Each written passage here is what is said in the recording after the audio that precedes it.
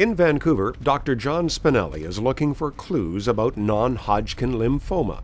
The rates of this cancer in Canada increased about 50% from 1978 to the late 1990s. Since then, they've stabilized. Even so, almost 7,000 Canadians will be diagnosed with non-Hodgkin lymphoma this year.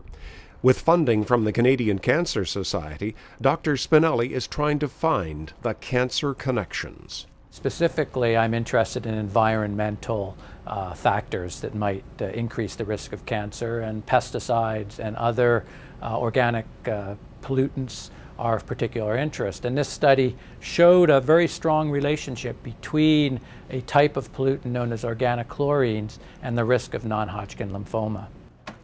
Organochlorines? What are they?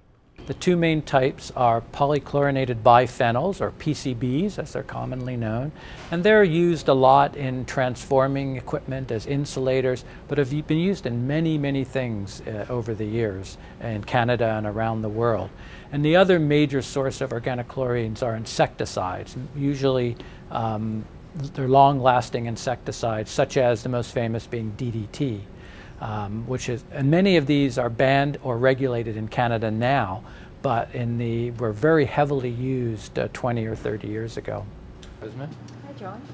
But the environmental factors don't provide the full picture. Dr. Spinelli's research also includes genetic factors. My current research focus is not just the environment, but the interaction between genetic susceptibility and environment.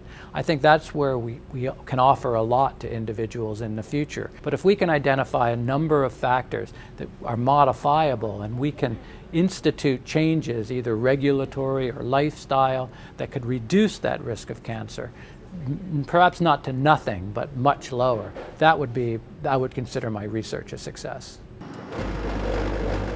Like most cancer researchers, Dr. Spinelli knows that big dreams take time.